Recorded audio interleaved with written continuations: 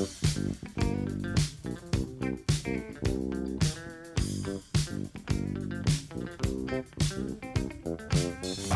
cookies. I love cookies. I love cookies. I love cookies. Welcome to Cookies, the world's most influential basketball podcast. I am Ben Dietrich. Jordan Rodelli is on vacation. But Andrew Quo, he does not take days off. It's incredible. Andrew Quo, are you as excited today as you have been in recent pods? I've tried to reach perfection, excitement perfection before, and have done successfully every episode, but it looks like there's a new bar this time because we have a special guest.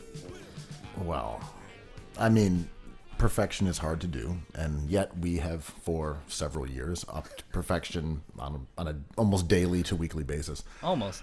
And yet here we are, striving for perfection, like the final song on a Ghostface album. Or maybe it was the first one. Or a Pavement album. Would you like to do a little introduction, perhaps? Joining us this week on Cookies is Steve Malkmus, friend of the pod, basketball genius. Steve, how you doing, man?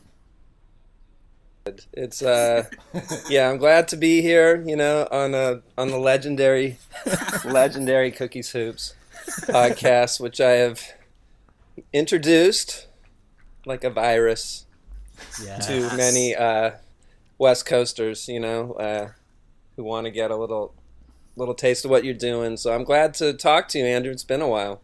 It has been a while, man. COVID has been a wrecking ball on our social lives, man. How's COVID? How are you handling COVID in Portland? You know, I think it's sort of like a play. When it first hit, you know, you were most people are kind of feeling lucky that we didn't live in a more dense urban environment, a la New York, or because it's pretty urban suburban here. That's the general feel, and you know, I could feel like I live upstate, but it's only 500 meters away from New York. So that was good, but still everybody feels it, whether or not you have a little bigger space or your grocery stores felt safer, or your daily walk, there was a 12-foot of space around you always. I don't know. Now it's just a grind, like so many other things. I'm still not exactly sure what the right decorum is for walking down the street. Because, like, I wear my mask when I'm walking around the neighborhood. But there'll be people crossing the street, and sometimes I give people a wide berth, and I think it's just sort of, at this point, out of kind of a respect for other people's concerns, but it also has this odd antisocial feel that you're kind of walking around to avoid proximity with humans, despite the fact that we know at this point that they will not give you COVID via, like, walking within a couple feet of them briefly on a sidewalk. That's the one thing that still seems weird to me about, like, day-to-day life. I'm with you on that, where there's this little sort of, you know, meeting somebody at 12 feet away, and it's like a video game, like Intruder or something, you know, and you kind of decide, am I the one that goes around into the street, at least here? You know, and older people, you know, there's a lot of judgments about older people, even older people. You know, that right. You know, that it's like, oh, they get priority here, and if I don't have a mask on, which is fairly common around neighborhoods here, that you wouldn't wear a mask on a dog walk or something, you know, but then you're just like, really, like, okay, I gotta do it 12 foot plus around this person, go deep into the street.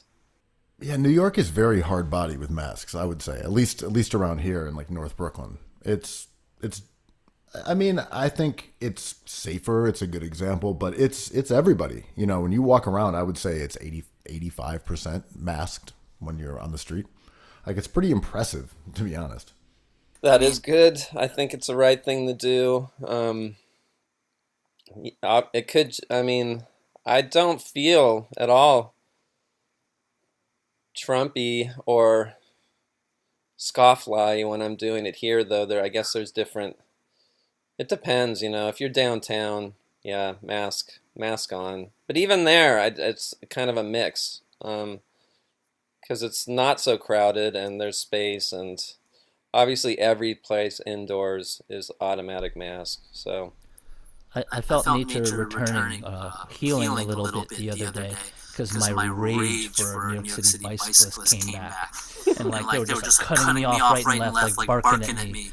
And I am that annoying guy who's like, walkers have the right of way, like you guys gotta be more careful out there. And it's just like my rage bubbling over for sidewalk politics and street politics in New York is coming back. And there's like, I don't know. You can't kill grouchiness. This is probably what I'm trying to say. Traffic has returned and it's lousy. It's lousy. In But some it's ways, reassuring. it's reassuring, but in some ways it feels worse because people aren't taking public transportation. And then it's a step back that everyone's almost behaving as if they're in LA or Rochester, where you commute to work in a car versus jumping on a subway. Like, that was kind of one of the places that we interacted with, a swath of the New York City community on a daily basis. But also from an ecological standpoint, it's way better for people to be zipping around in sex tunnels under the city versus, say, Those famous sex tunnels below the subway tunnel. right beneath them, yeah. Or then piled up on the Williamsburg or Brooklyn Bridge. Yeah, I mean, I take the subway all the time, and I'm kind of glad for that because when the subway is crowded, and it's nerve-wracking, man. There's like, we're back to the pre-COVID packed J train days, and it's not anxiety-free. And like, I always subscribe to the idea, like, I am the line to buy the sneakers, the Smashing Pumpkins tickets. I am the traffic if I'm sitting in traffic. So, like, I'm not mad at it because I am the reason why the subway's crowded. It's just, like, it doesn't help my level 2. It went up. You are Anxiety. so comfortable being a part of the problem. That's what I respect about you. I am the Knicks. You are a problem. They call me a conundrum in the subway. So here's a question for Steve about Portland here. So there's this, I've only been there once or twice in my life. And, we had the show Portlandia. We have this perception. We were just talking about bicycles, food carts, this sort of, I guess, new version of a like hipster / yuppie utopia. But what we've seen on television over the last few months has been a totally different image. It's been forces of the government stomping out people who are protesting bravely, nobly in the streets. There's the unoccupied zone. What's happening in Portland that makes a city with this perception turn in this way that seems so unfamiliar to sort of the stereotype of the Portland that we've seen? Well, I would say just the situation as it grew, specifically with the federal forces coming into town and the whole social movement post George Floyd. It was a fertile ground for, well, I wouldn't want to imply that it's organized, but the Northwest has a strong history with anti-fascism, and the town itself, again, completely unorganized. And so it sounds like something that the CEO of Antifa would say. Yeah, right. We gotta defund Antifa. So yeah, I think when it went down, it was a combination, and it's a combination of having also adding in a pretty lame police force. Not that it's any police force is good, but I guess we can say when they're all bad that some are even worse. Just a history with despicable behavior. So, and the actual handling of the early protest movements and the use of tear gas, and then a really I almost said organized, but when it happened, when it started happening, the people came together in all different individual atomized groups to say, we're not leaving, and we do this every night. And so I don't know. I don't know what specifically about Portland, except for just the West Coast and the history of youth groups that were anti-fascist before, and so combined with the social justice movement of Black Lives Matter, just went off. And then you also have that history of like white supremacists, white nationalism, militias, I guess in the areas that are outside of Portland as well. Wow. Yeah, that's true. The Proud Boys that have a link with the not only the cops sympathize with them, but in the specific on the other side of the mighty Columbia River, which Lewis and Clark took for you East Coasters Nice. to the Pacific is a town called Vancouver, and Best a Chinese lot food of those in the guys world. come from there. Not Vancouver, Canada. Oh, my bad. Maybe not the best Chinese food in the world. I'm guessing. Well, it confused me because, Antifa or the Proud Boys are like a New York thing. That's Gavin, but by way From the Vice days. from the Vice days, my buddy shared an office with him. I used to like go visit and have lunch, and Gavin would just be in the corner, like, "What's up?" I was like, I had no idea he'd turn out to be this, but like, I felt a kinship with Portland, like when this was all the BLM protests were going down, because they were trying to frame New York and Portland as like these burning, chaotic, anarchist states.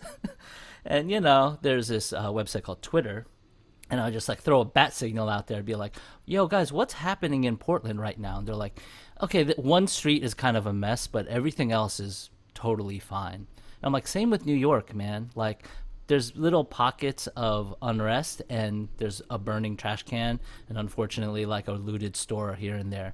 But overall, it's kind of what it was, right? Things are specifically around the police headquarters and the union office, and also during the federal buildings when the national police force, the feds, were involved. But yeah, it's pretty much. Sometimes they go to Ted Wheeler's house, tear gas Ted, who's a mayor who is Not again. he's under. There's actually an election now to get him out, to vote him out. We'll see. He's the kind Is of the there a chance? neoliberal candidate. So yeah, it is specific. My wife has been really involved. She was a mask wearing out there, being pushed around by the cops but she's got a little burned out. It's pretty intense to be out. It's scary, quite frankly, to be out there when the gas starts flying and the "we will be making arrests, move away." It takes a pretty badass person, which I'm.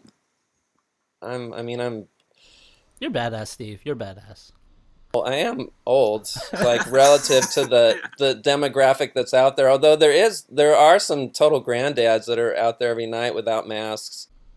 Did you see that San Francisco passed an act that it was illegal to report like misconduct based off of racial profiling, and they called it the Karen Act, but with a C? Cities have jokes, I guess, but like the Karen Butler Act. yes.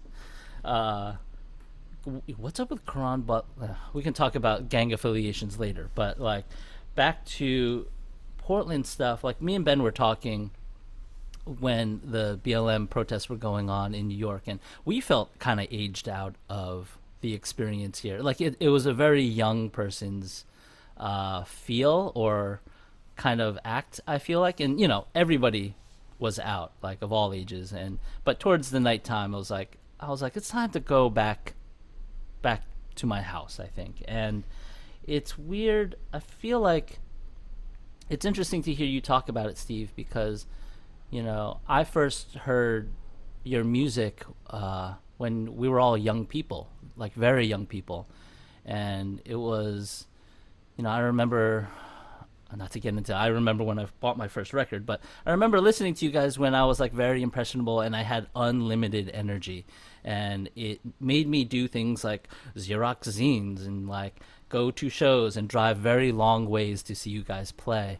And that is an energy I felt like I was trying to summon during this year. And I couldn't quite get there, but it was okay, and I felt like...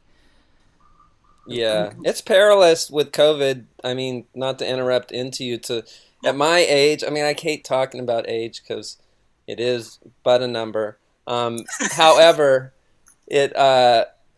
when you're in a demographic that is close to a baby boomer miracle early retirement, you can and you're functionally unemployed, as many of us musicians, you can slip into retirement mode.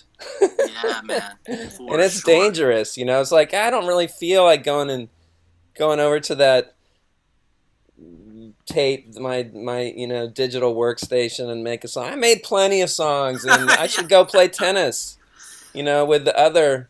Well, they're 15 years younger than me, but I can do that. It's good. That's got to stay active, I feel that same way as a writer. There's a cliche that not writing is like the easiest thing in the world, and that's absolutely true. And I'm sure that applies to most sort of creative professions, where after you've done it for a long time, it's sometimes the last thing you want to do.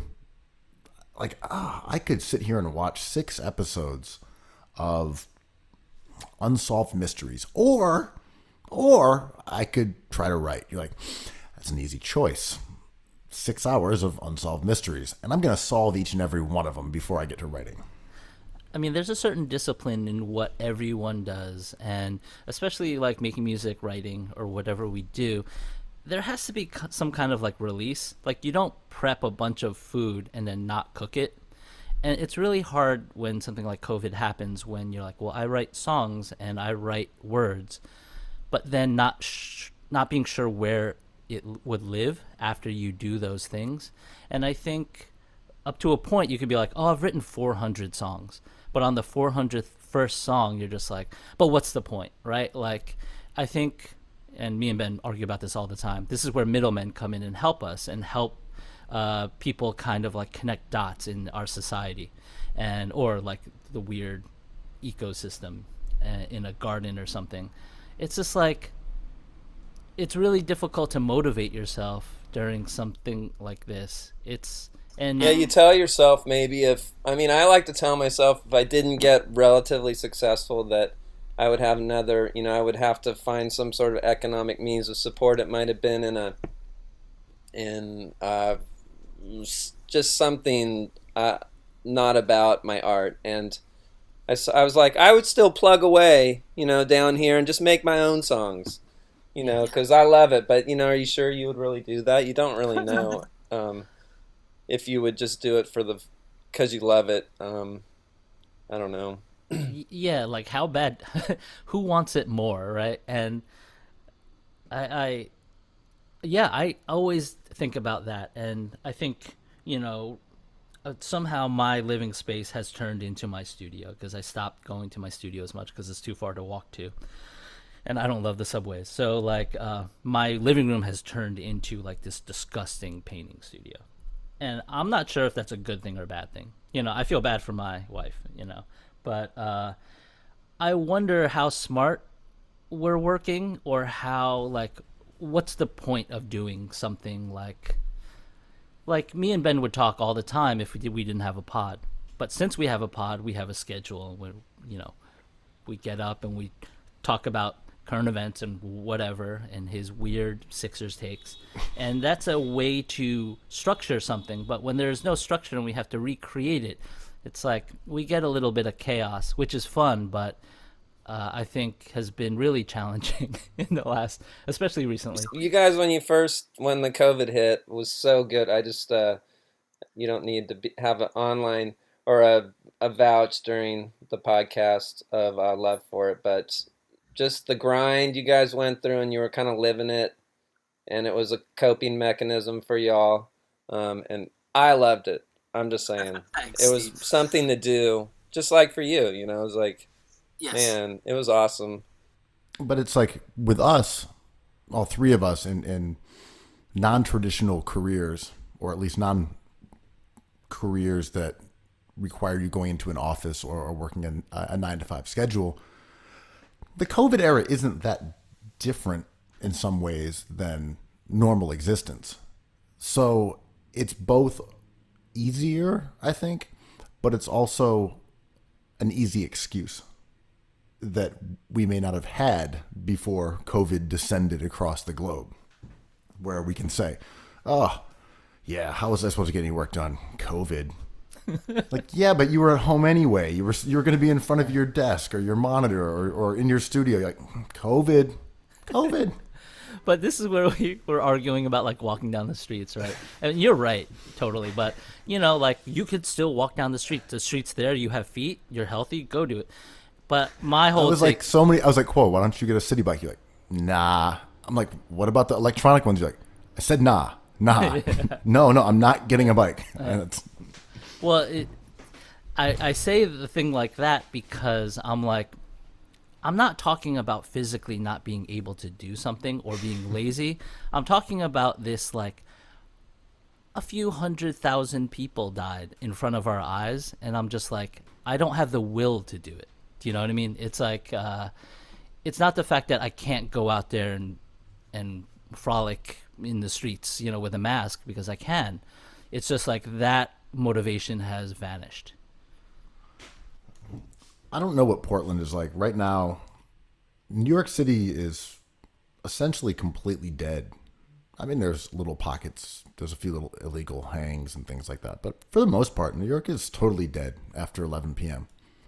And I would assume that most cities are like that. Is Portland kind of under that same veil of darkness?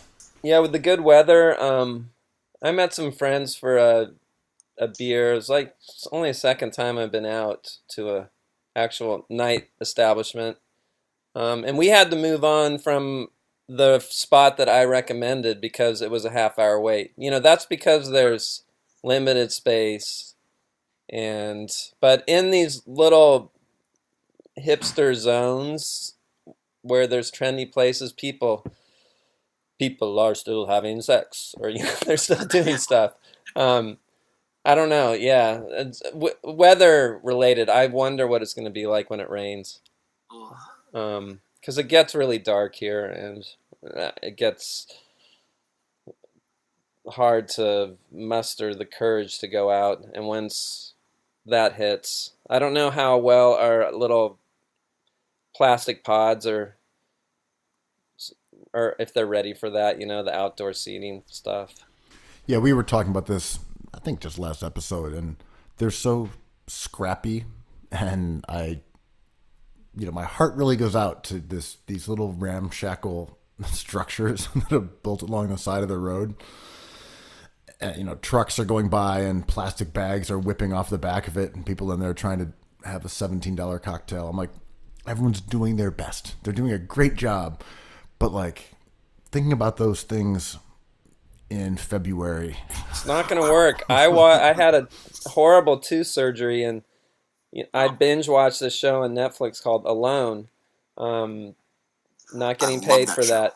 It was awesome. This guy killed he killed a Wolverine with an axe and by hand. Anyway, like their shelters have to, you can tell the people that are like those early New York City pods that are gonna be off the show pretty quick when it hits sub-zero. How many seasons did you watch of that? I think I've watched 4. Dude, I watched that one with the really cool guy because he wasn't a Trumpy like survivalist type guy who won. That worked with the Siberian natives, and I loved him. I almost teared up when he won, when his wife showed up. Spoiler. Then I watched, so that was awesome. So I watched the next year for the $1 million challenge. Mhm. Did you watch that one? Yes, I did. That guy was awesome too, in a way. I mean, he played the type as he was exactly kind of what you expected, but he had some also alone realizations about family, and then I tried, those two are just miles better than the rest, I thought. So for those who haven't seen Alone, which may be Andrew, That's some it's- white people shit, man. Well, I mean, mostly. It's Alaska porn, like if you, it's the great catch, or that whole. No, Well, just the premise Yeah. for Quo or whoever is that a group of contestants, it's 10 or a dozen, whatever it is, they are dropped off with a collection of tools that they have chosen, tarps, axes, little things to create fires, shit like that. And they're put within like a 5-mile radius that's theirs and theirs alone, no pun intended, in a very inhospitable environment. Several of the first seasons, I think, were the islands off of Vancouver, which are incredibly rainy, and people just could not make fires. Which Vancouver? The one with the Chinese food. Yeah, right. Okay. Go on. One's actually the British colony, at Vancouver. It looks more like that. It's essentially a rainforest that's cold, so it's And it's they're a given soy brutal sauce, place. noodles, and MSG. Okay, go for it. And yes, they have a lot of green onions. They're forced to chop them up, sesame oil. But basically, it's a game show where whoever survives the longest out there wins. And it makes people lose 50 pounds. Some of them have to get more or less like helevaced out because they are going to die. So it's kind of torture porn at the same time. Are you guys Like, Survivor fans? Is it similar to Survivor, maybe? No.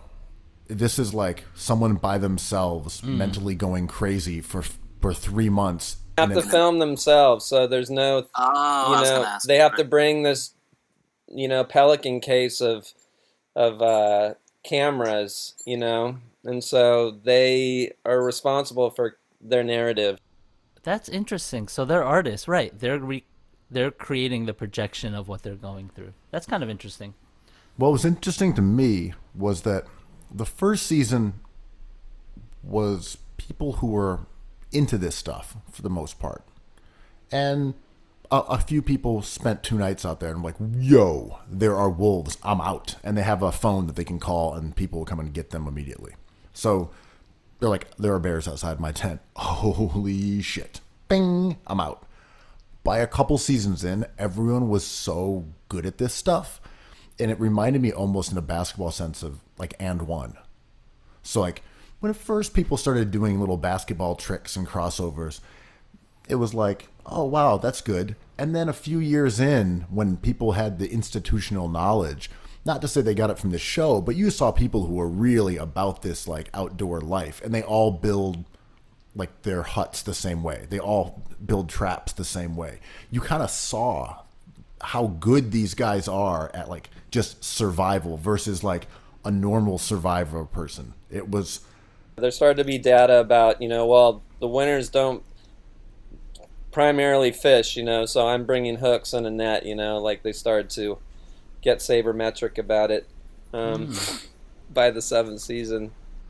Yeah, it's the same way as when everyone does like the same workout routine, everyone's body shape sort of becomes similar. And it was kind of like that. Like they would all build their shelter by putting up these like 2 parallel, wooden, tree branches, and then they'd pile the logs in between them. And they all did it the same way as time went on. It was, I mean, it's really fascinating. And as someone who has gone on several hour hikes, I really identified with that experience. I had a buddy who I talked to maybe like 3 years ago, and he was having a big year. Like he had projects lined up. He had 3 or 4 and he was very nervous. And he was like, I don't know if I can handle this. This is kind of a level up from what I'm used to. So he decided to sign up for an experience where a company drops him into the middle of an isolated like woody area, and he has to stay there for I think it was like a week or two and fend for himself. And they would do very minimal kind of protective acts, for him. And he came out of it, and it was almost like he didn't want to talk about it. He was like, it was amazing, it was incredible, but like, I don't really want to talk about it. And I was like, holy shit, you went out there? He's like, yeah, my brain kind of turned upside down. What was this for? Just to get his mind right. So it's one of like the movie The Game, right? You can sign up for this experience, and they're like, oh yeah, I mean, I guess the weirdest example of this is people sign up to get kidnapped. Is that real, or is that just the movies? You know what I mean? Like, kidnap me at random. I thought that was the plot of like a Coen Brothers film. It's many films, right? Like that sounds like Silk Road Tor browsers type stuff. Meets the ransom of Red Chief. So he basically went out there with like enough food to eat and like a bunch of knives, or he was allowed to bring whatever. But the whole point is for him to feel despair. And I was like, why the fuck would you do that? He was like, I don't know, I have to do it. It was really weird. I mean, have you heard of Outward Bound? It's sort of it's a preppy version of that. Yeah. Before you go off to college, you will be trapped for 3 days, and in some version of cold. And sounds like your friend did this, but it's more intense. Yeah. So Steven here, my question, after you've watched Alone several seasons, I mean, you are basically an outdoorsman. You are a survivalist at this point by osmosis. How long could you last, would you say, outside with the typical tools that an Alone contestant would have? Where they've sort of settled on that Canadian lake the last couple of seasons, I don't know if I could last very long at all. A couple weeks, I would. A couple weeks. That's impressive. So you're assuming you're going to be able to get some food. Hang on, I think I'll be able to catch some fish. Yeah, because I'm not gonna. I mean, I could try to learn about snares from one of those survivalist magazines.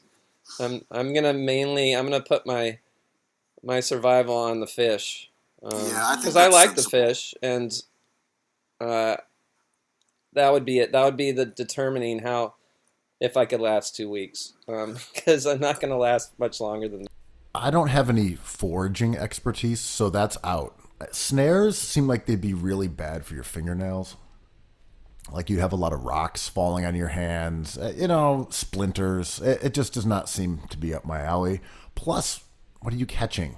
Like mice? I don't know. I'm with you. Fishing is the way to go. There's some rabbits. That looked...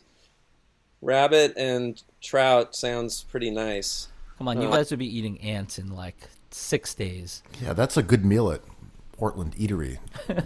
Le Pigeon. I mean, wouldn't the hardest part be like the no NBA League Pass part? Like, isn't your brain going to go south farther than your stomach? That's a problem, but I could make playing cards out of wood chips. Yeah, one of the guys built a little gym, and everyone else is talking about how they're really trying to conserve calories and not do, any wasteful activities. And that guy's over there doing like sit-ups and push-ups. I made a medicine ball out of fish bladders. What do you mean I'm alone? I have a friend here, Keith Van Horn. You've heard of him. He's right here. You don't see him? Quo, how long will you last in the woods with a hatchet, a couple hooks, and a plastic tarp? Until like maybe Sports Center at 11 p.m. is supposed to come on. I'm out. I pressed that. Like I have this game I always play with my buddies. It's like, okay, let's say the world goes up in flames and we have a raft. Who's on this raft? I am never on this raft. The minute my glasses fall off in the water, just bury me in a ditch. Would you be a good candidate for cannibalism though? Oh, can you eat me? Yeah, I mean, like there is value to you being there, like long term, if cannibalism comes into play. My flesh is seasoned nicely with salt and bitterness, so I think I would be kind of a delicacy. Yeah, art world flesh. You know that delicious art world flesh. Oh, notes of bitterness. And you say this from experience, Steve, because your wife is one of the most amazing artists. Do you know what it is to live inside the brain of someone who cannot handle alone? I felt that way in the I mean, I can be the guy that transitions to basketball first now, although that's your job. I was feeling like, how long could I withstand that bubble at a certain point? I went through a lot. I mean, how did you feel about that? Did you ever want to leave the bubble during the season, or were you always kind of grateful for it because there was not much else going on and we didn't know we were going to get this?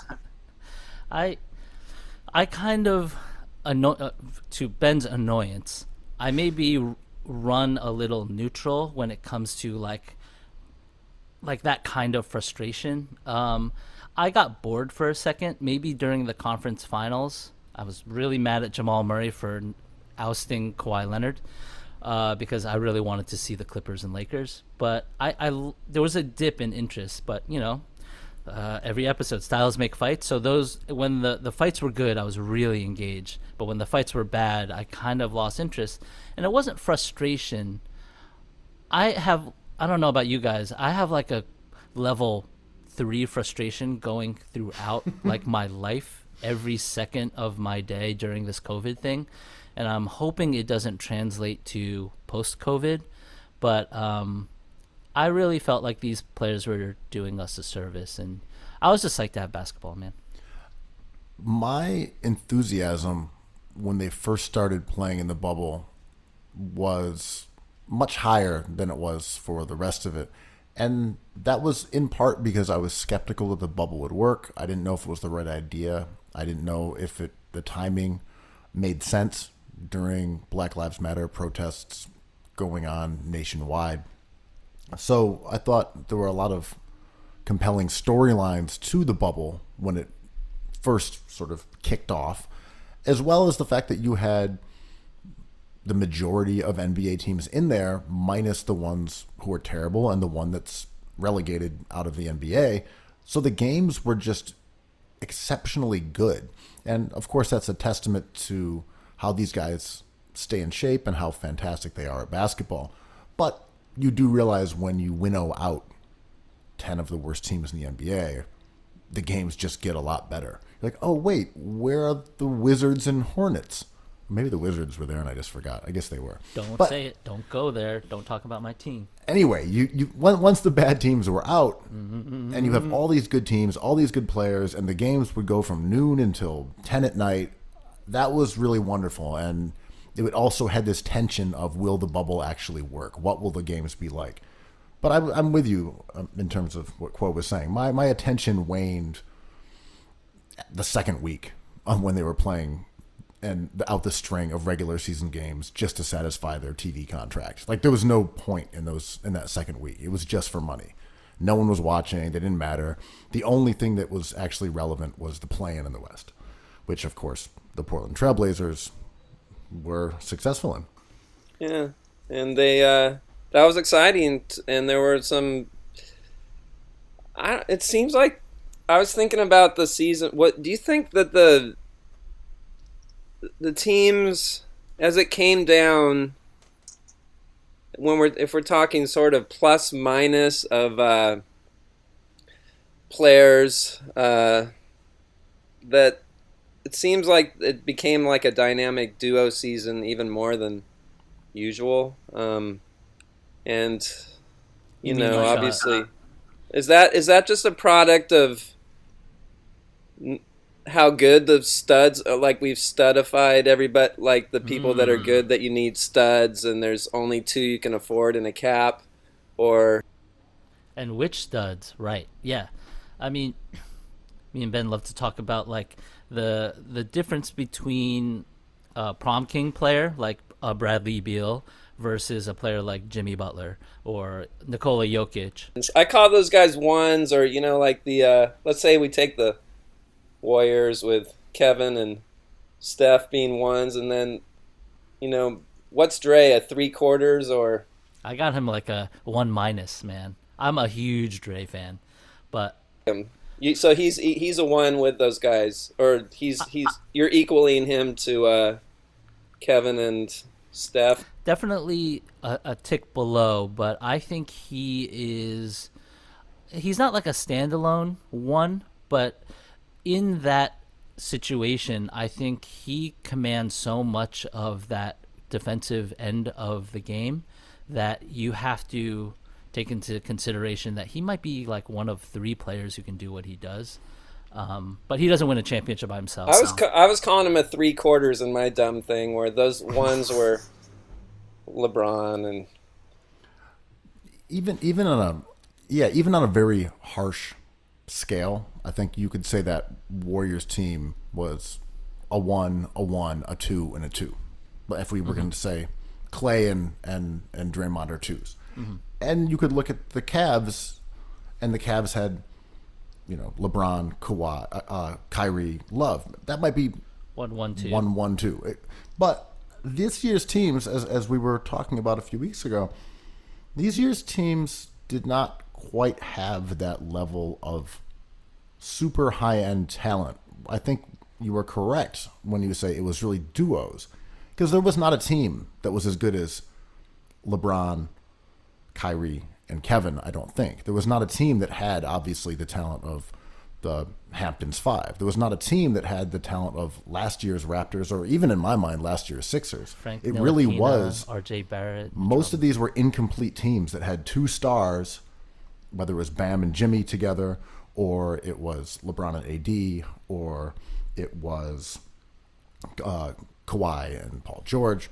It really was a year of duos. And I don't know if this is because of the way that free agency has just happened to shake out, but it seems to me that a team who could corral 3 stars now and figure out a way to do it, maybe that's Brooklyn with Kyrie and Durant, would have a real competitive advantage because the landscape has shifted, as you noted, to 2s. Yeah, it would be nice.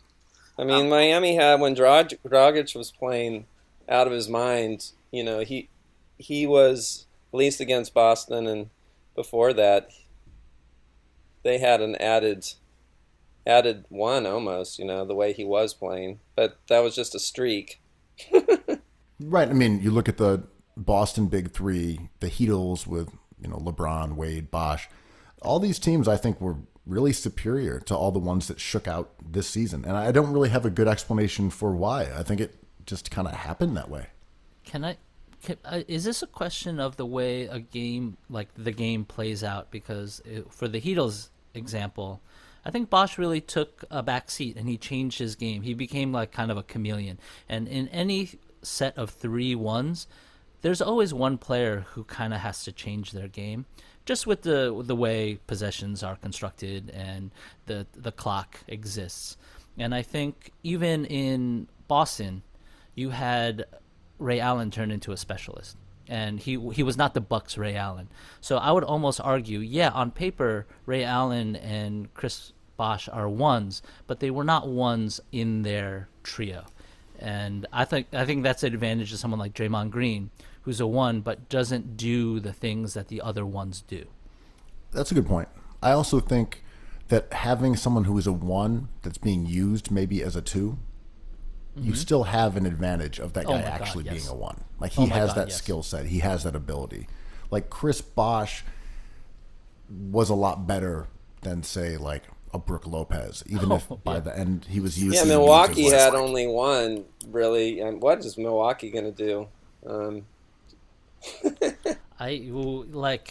That's the big question, right? And it's because Giannis is like a special kind of, the framing of him is unique, and I think we're a back-to-back MVP, a fraudulent Defensive Player of the Year winner. But that's the question. Everyone, even people who don't follow hoops like we do, ask me what's going to happen with this guy, that tall guy in Milwaukee. I'm like, that's a great question, because I think that's what everyone thinks the seismic shift will be when his contract is up next year.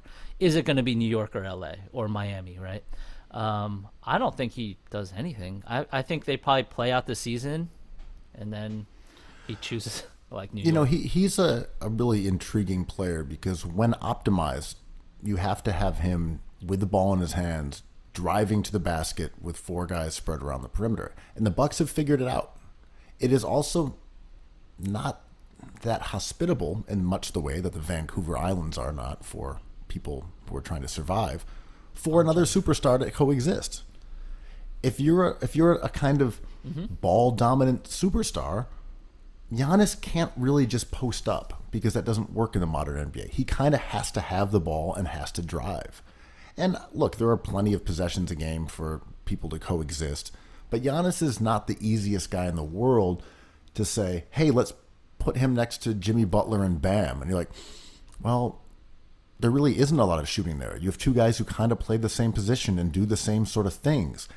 Super talented, super interesting, but we've seen how Giannis can be used to incredible success where you almost don't need to have a second superstar with him. It's almost more valuable to just raise the sea level of the surrounding talent than to put him next to a top 10 player.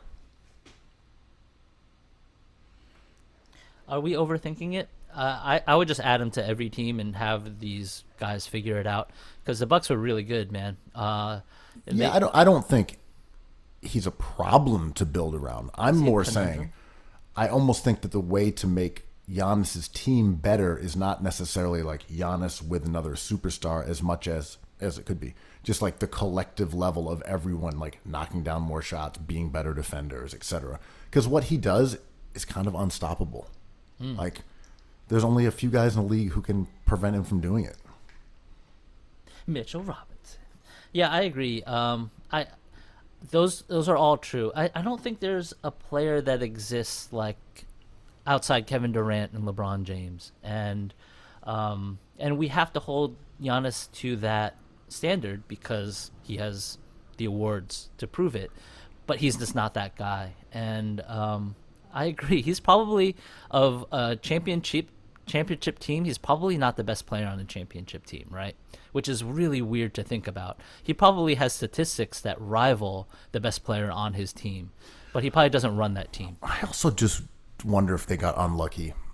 We knew Miami was a bad matchup for them. Yep. It was not a shocker. Miami was predicted by a lot of people to beat the Bucks, and they all kind of said it with a certain degree of relish, like, I got Miami. But it happened so often that it became kind of a consensus to a degree, where it's Agreed. like, yeah, they gave them a lot of trouble during the regular season. True. Matchups, you have to think just like you guys were saying last pod about the Jokic and those guys taking out San Diego, Los Angeles. I see that too. I actually had. I mean, I know this is a Boston trolling podcast, but I had about as good a time with the Boston team in the bubble as I have in a while. Just I'm a Kemba guy, and I like Jalen, but I like the Celtics team. I particularly enjoyed Marcus Smart. He is a guy the Blazers I talk about. I would love him to come here. Not that I'm constantly thinking about the Blazers. What? It feels were like I you just there? woke up from a nap. I feel rested. Did I just wake up? Where are we? Sleep is so important, and we- I feel amazing. Oh, I need some coffee. Where are we?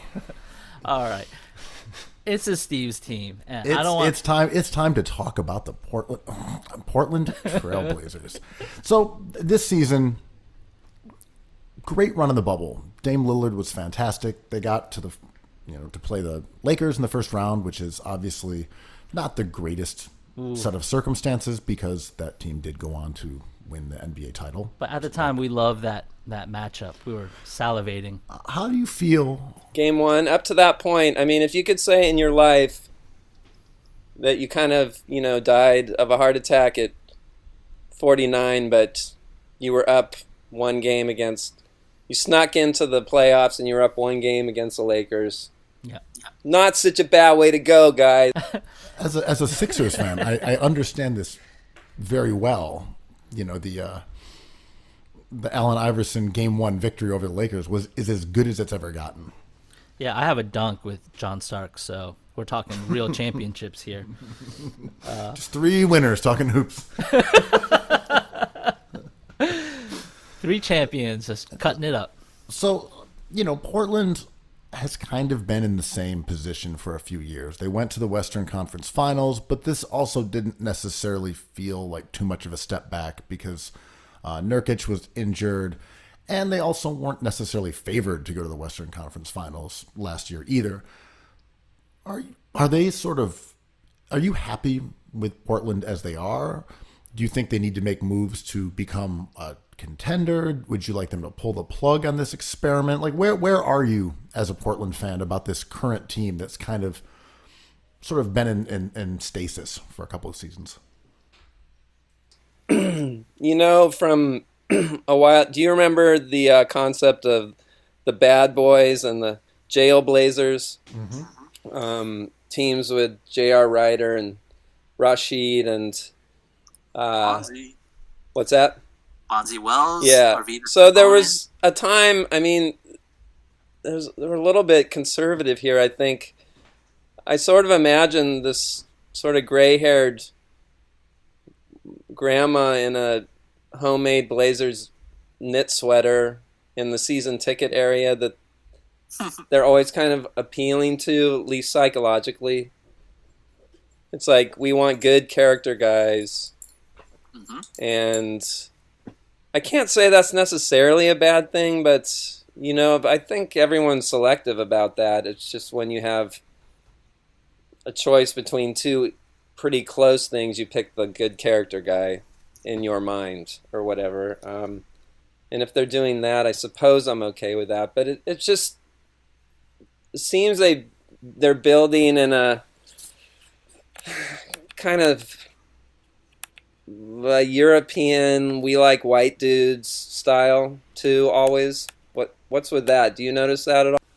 I have noticed that there are a lot of peace officers on the Portland Trailblazers There's roster. some haircuts on that roster, man. over previous years.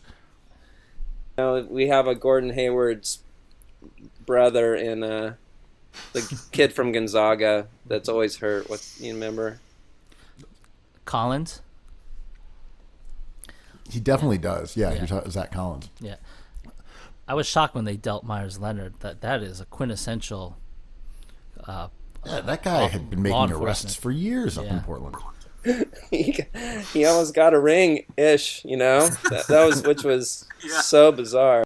But you know, keeping true to his roots, he refused to kneel for Black Lives Matter. You know, he was an officer to the bitter end. You know, so I want to talk about the 99-2000 so-called Jailblazers for a second there, because in that year, I think the second of those two, the year 2000, that was the painful series against the Los Angeles Lakers.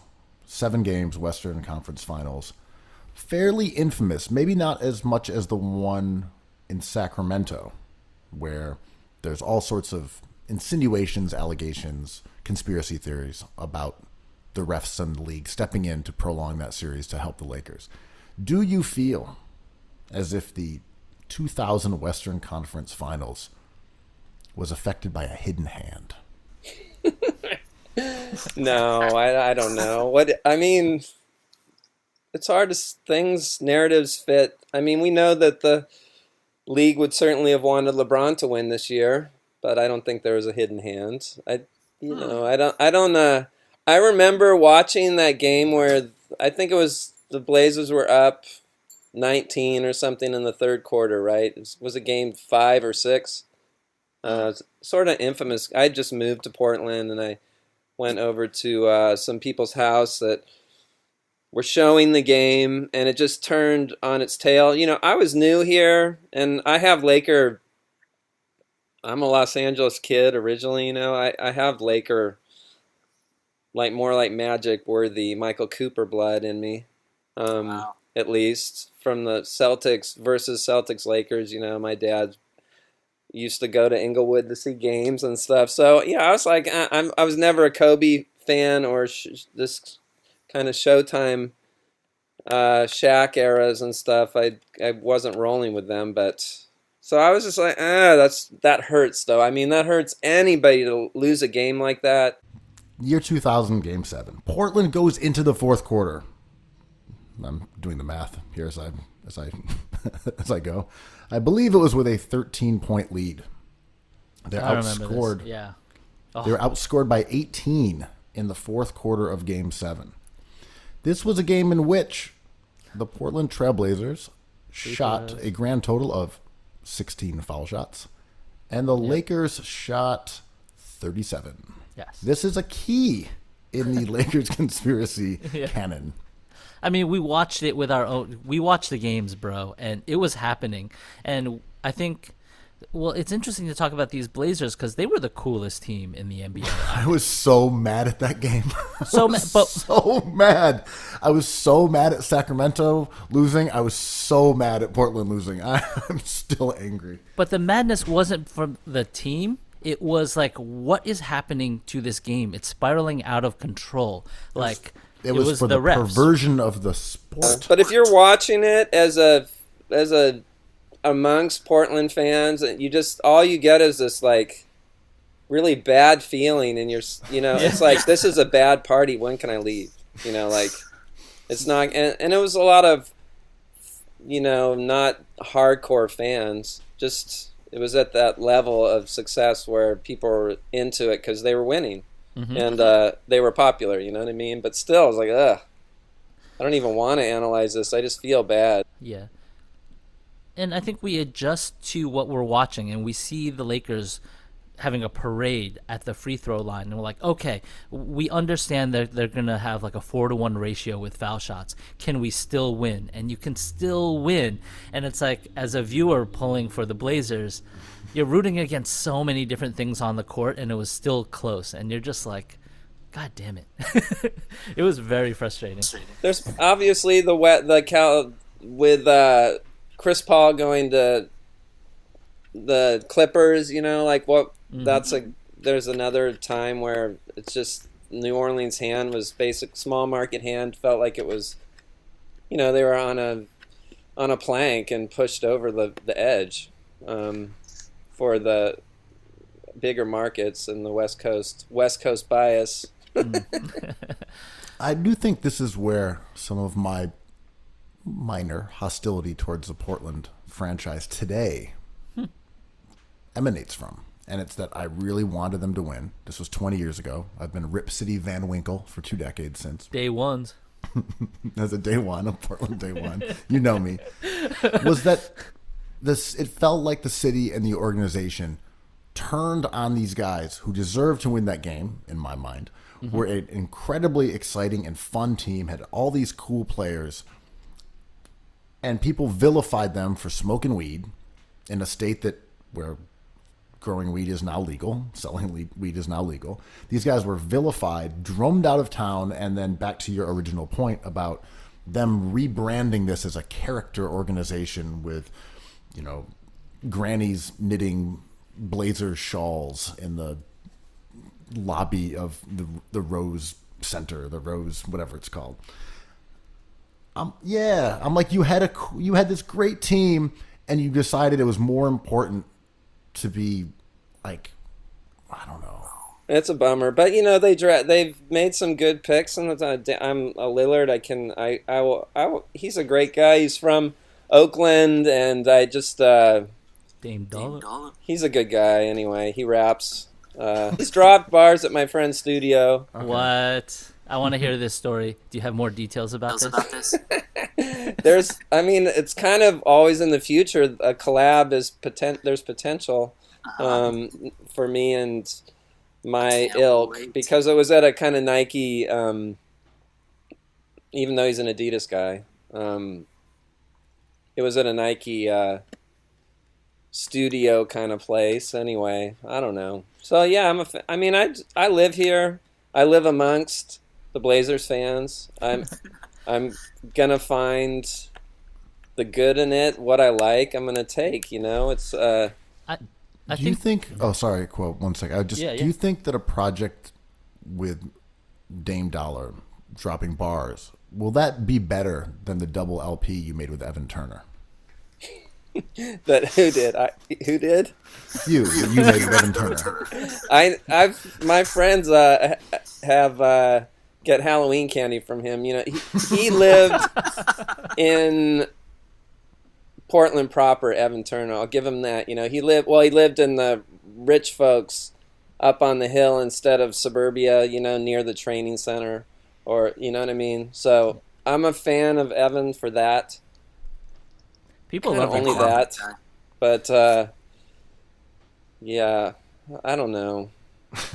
There's a tennis player named Denis Shapovalov, which has been my new kind of kink during COVID. Is watching a lot of Tennis Channel. So bizarre, dude. I know. No kink shaming and no sin bin, but I know you were quite a tennis player in your youth.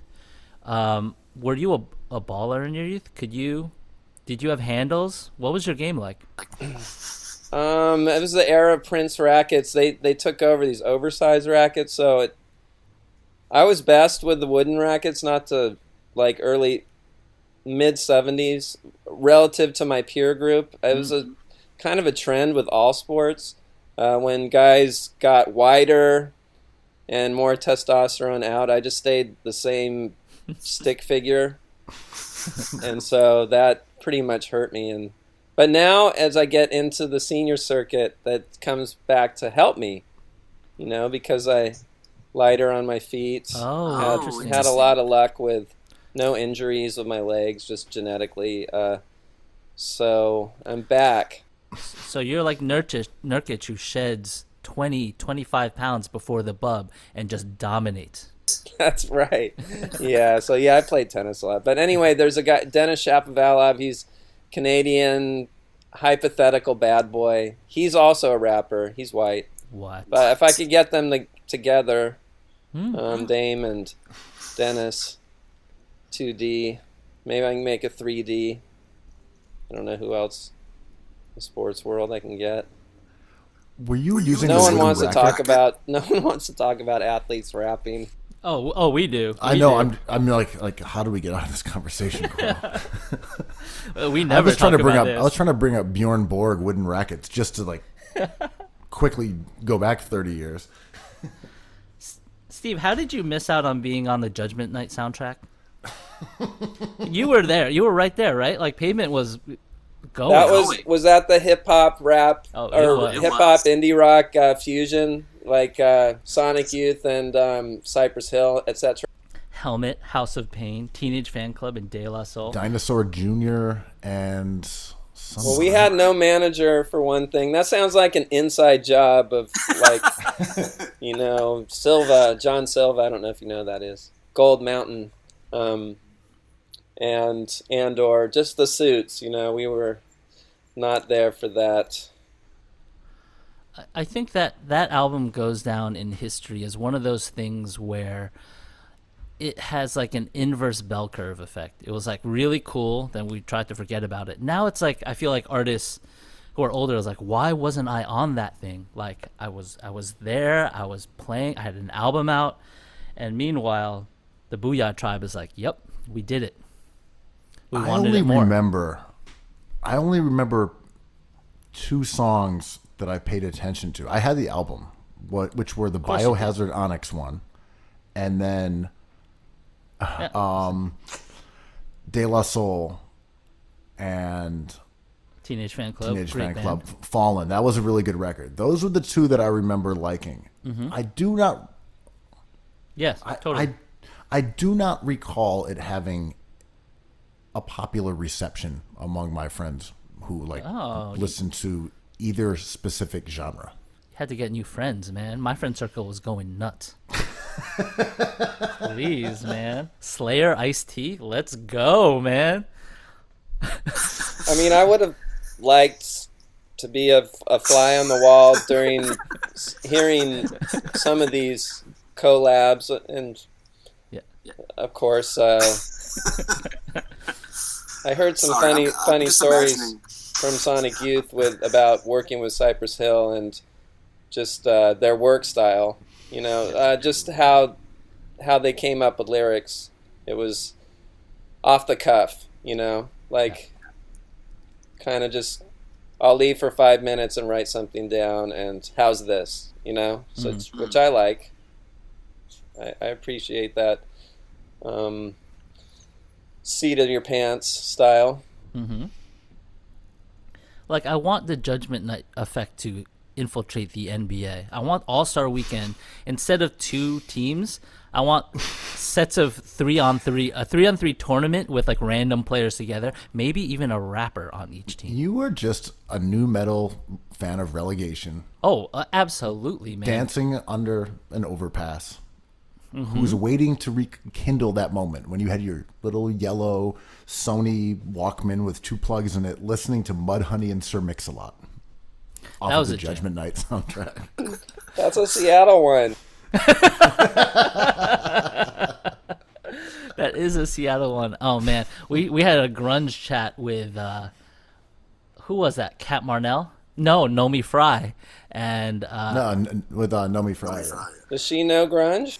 well, she claims that she was in the grunge scene at some point. Are you serious? Well, we asked her. Are you doubting this? Like, she claims. We literally doubted her on the pod. We were like, well, to what degree? And she was like, oh, I had the kit. But I mean, is the Seattle scene still going strong? Are there still local bands doing their thing? Doing grunge? Yeah. Yeah. Not really. I mean, I personally enjoy it when I always felt like an outcast there whenever we would play. That was kind of not Nirvana. And there was a huge amount of superiority, or just, these people are coming. You remember the early 90s anyway. It was like, we don't care, and everyone's into our thing, and stay away. Yeah. Yeah. Stay out. And, well, your time passes, and then there's like nicer, clean, tidy, working millennials that live there now that have transformed. So I don't know. I find when I play concerts there, I like the audience better than I could do heroin 90s. Well, I remember Pavement was kind of the band that kind of salted the Spin magazine thing of like pumping up grunge and even like the psychedelic stuff like the Smashing Pumpkins and Jane's Addiction. And you guys came out, and personally, I loved it because I was like, thank God, something that like fits into because I'm not cool enough to do drugs. I wasn't like tough enough for hardcore. I was not tough enough for grunge, which is saying a lot about myself. But like, I remember. It's true. There's a great underground, just like Tony Hawk popularized skateboarding for nerds like us, while the Dogtown crew was banging chicks and doing bongs. So Pavement did for you. Oh, yeah, and that's sort of what the Trailblazers are doing for a new generation of entertainment fans. There's always the next 14th draft pick that could change things. The real elephant in the room that we have to talk about is Damian Lillard. Cookies has been formulating this theory that he might not want it enough. We put him on the tier of the great players in the league, right? But what has he done in his career? As a Portland fan, are you happy with him as your guy of the decade? Yeah. Yeah, we admit that, there's a lot. First of all, what could have happened? Who could the other guys be that you could have? I think he's done a great job, and he's super fun to watch when he's going off. For sure. He can drive, to, people think of the half-court threes. When he's really exciting is when he's going to the rim not against Caruso, against real scrubs.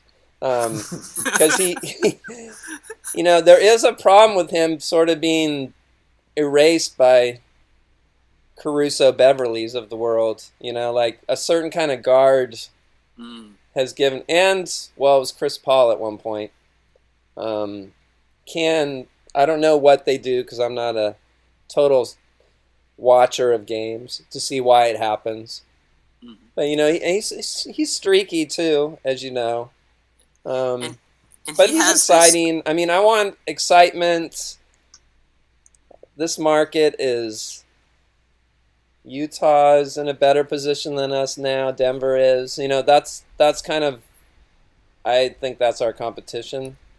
I would hedge on Utah a bit, just because I'm bearish on Donovan Mitchell, Officer Mitchell, but especially if he decides to jump ship, but to be a star somewhere.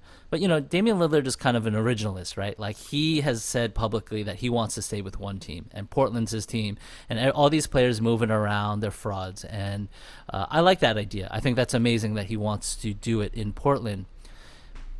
Is that helpful to Damian Lillard's career, and is that helpful to the Trailblazers? Oh, I would say here that when we're talking about these guys who have had dynamic duos, guys who have had big threes, who's the best teammate he's had? I don't know. Is it McCollum? Hassan Whiteside? Right. Is it McCollum, who we just said is a net zero, is pretty good but not great? I mean, is it Nurkic? Is it Nurkic? Yeah. Like that year they had. I'm just talking about it wasn't maybe only LaMarcus, but when they had Wes and LaMarcus and Nicholas Batum, that team seemed like there was a chance they could do something. I mean, of course, they were stacked against the Warriors, and I think the Spurs were even good then. That team was extremely good. I mean, they weren't world beater good, but they won 54 games. But Wesley Matthews got hurt. That was a big blow when he tore his Achilles. That was probably his best team, I guess. I would agree. I mean, I'm just looking at their numbers. They were mediocre defensively, very good on offense. It was, LaMarcus, Batum, Crabbe, Lillard, Robin Lopez, Wesley Matthews, McCollum, who was a rookie that season. Mo Williams. That was a good team. Yeah. Yeah, so, I don't know. That's a time I remember actually, instead of being sort of pleasantly surprised like last year when they beat Denver, made it to the finals, where you're sort of like, we're playing with house money and miracles are happening and matchups like well suited to beat Oklahoma, and it turned out Denver too. I don't know what Denver was doing. So maybe we're being a bit unfair to Lillard. I do think Harden is a more diverse offensive weapon, where you can just say, for sure.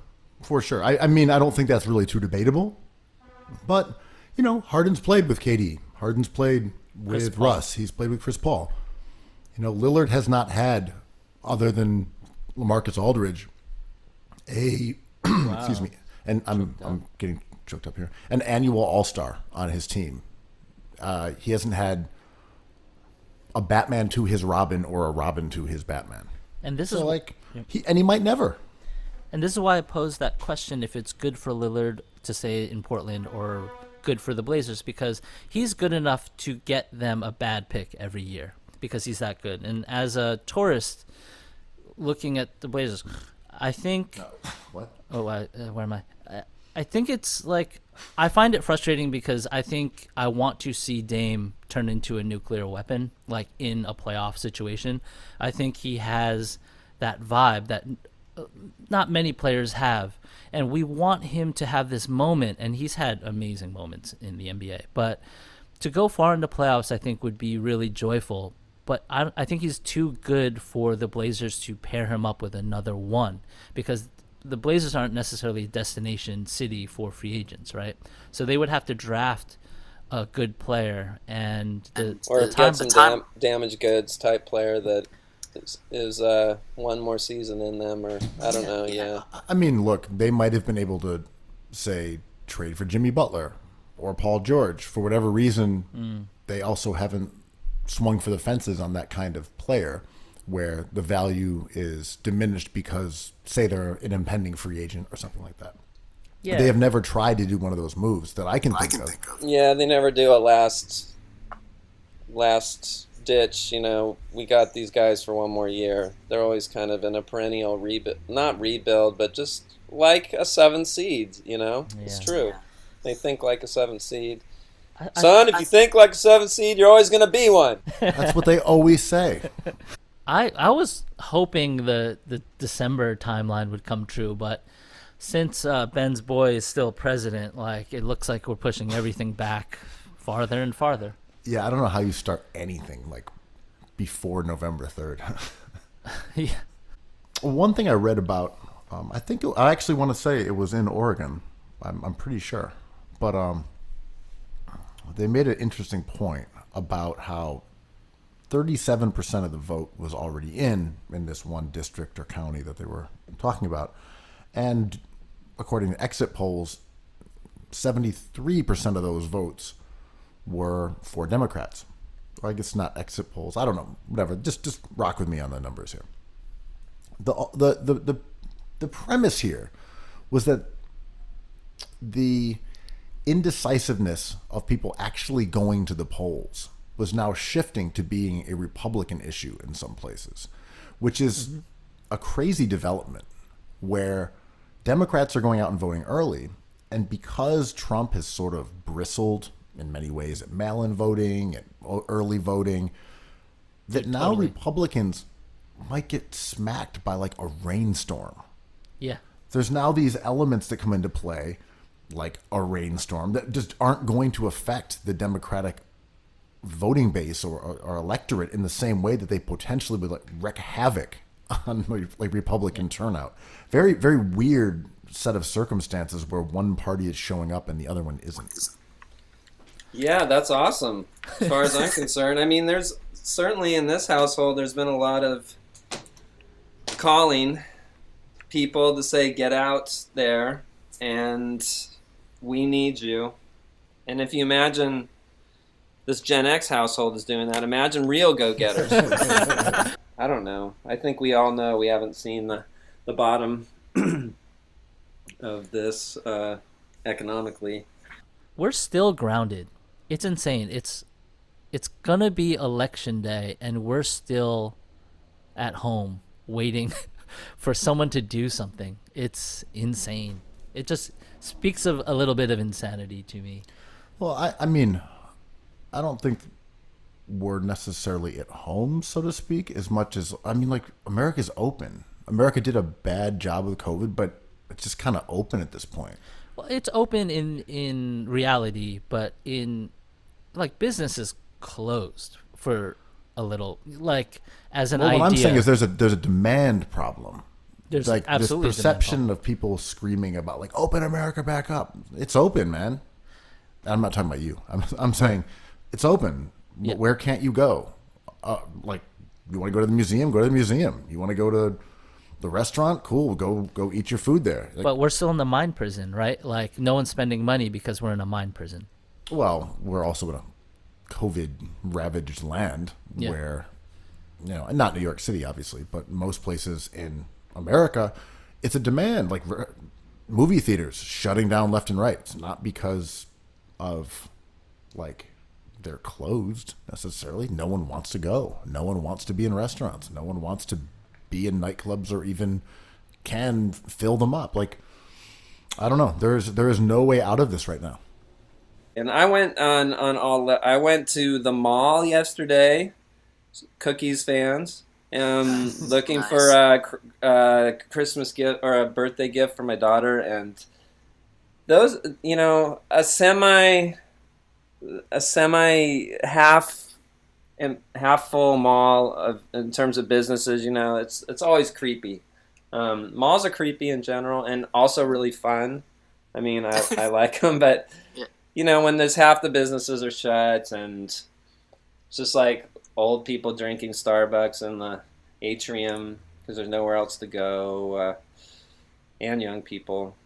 Again, I'm being ageist. Anyway, so I've been seeing. Basically, I'm having fun, going to malls. I know people, I think Quo might have, people said going to art gallery now is like a really unique and rewarding experience because there's no one else there. There's no other tourists there. I know some of them are still here are closed, but I think the Met is open, Guggenheim is open, the Jewish Museum is open. I think, Nice. I mean, and people, our friend Nomi Fry said she went to the Met and she's like, it's great. There's no one there. You just walk right in. I mean, Steve, I had this question. Like, I used to see you all the time in New York before COVID happened, and we used to go to games and get beers and stuff. And as a road dog as yourself since the 90s, probably always like a trip happening in the near future for you. How does it feel to have that part of your life kind of taken away for a second? It's a bummer when you make a record, which we did with Sweeney and some other people. It's called Traditional Technique. So we were planning on touring it in March, and then we pushed it back to the same time next year. But now that's not going to happen. So Shit. that's a heartbreaking because you make this effort. That kind of reifies it, going on the road, and things get. Understandably, not only have I put out a million things, but COVID happened. So your things kind of get washed over, and other people are putting out a billion things. So that's more of a bummer rather than just traveling. I could, be functionally retired for a little bit, and it wouldn't be such a bad thing because I've grinded pretty hard. Making records and touring, and I luckily did a tour like the summer before this happened where I worked pretty hard, so I got lucky that way. So timing was not miserable for me personally. I can imagine worse for other people. Yeah. What about you jet setting around to art galleries and I mean for me the lack of traveling is not like it's the best way of saying it. I've just been in New York City for a long time, for like longer than I have right now for any extended period of time since I've been here probably. And I'm not itching to go somewhere else necessarily, but there's this odd sense of like familiarity now with like your house and where you live and like your neighborhood and the streets that are right next to you in a way that's a bit different from when you were jumping on the subway or jumping in cars or leaving and coming back.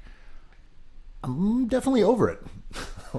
You gave it a shot and this is not for you. I definitely don't like being in my house a lot and being like 2 blocks from my home most of the time. Not into it, weirdly enough. Yeah. I'm definitely not one of those nesters that's trying to update the house, because we're going to be in here. It's more like this is a torture chamber. I don't, when do I get out of it to a different one instead of making this one better or sinking more money into it? So sorry to capitalism for that. I was having this thought the other day that like I feel like everyone gets smarter when they go somewhere else, and I think that not being able to do that, like we do a lot of our thinking on places like Twitter and Instagram, and I'm really interested to see what kind of immediate effects that will have like in the next few years.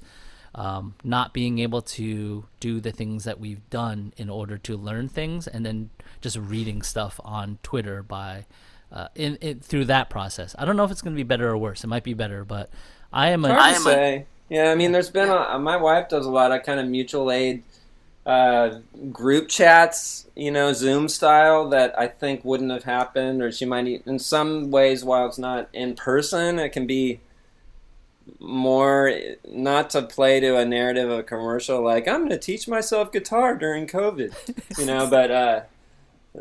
but that's kind of happened. I don't know. There's been some dialogues opened up and stuff with with randos that you wouldn't have bothered to see unless it was online. I don't know.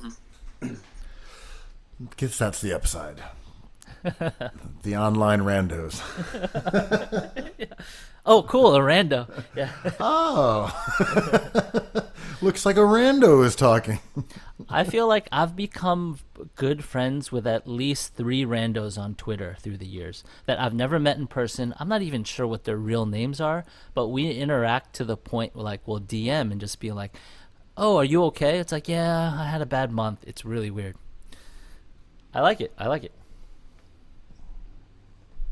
Something Stockholm syndrome about it, and that people that I do interviews with, for my press tours, they're probably like, I like them more than anybody else, or Yeah. that I haven't met them just because they like me. Right. I mean, this is the whole like button thing, right? It's like, you're all right. As long as we establish that you like my shit. I hit like, not love. Be careful, Andrew, with those people on the internet. They could be I know. trolls or fisher people. I Quo got catfished. Shit. Yeah, you loathe to see it. I get friend catfished at least 5 times a year. I'm gullible. If someone likes one of my stupid things, I'm just like, oh, friend. But yet to get properly hustled. Sometimes people ask for money. Some people will ask for, like, there's a weird roundabout hustle where someone will be like, oh, I'm selling some drawings. Would you like to buy them? I'm like, sure, let me take a look. And it's just like a scam. And I'm like, well, this kind of works too, I guess. What is art but a scam? Guys, come on. Aesthetics devoid of material issues for the people. Well, I love cookies. I love cookies. I think we I feel like we pulled it off. Yeah. perfect Cue the music. spot. Cue the music. Bow, bow, bow, bow. Cookies. cookies. Cookies.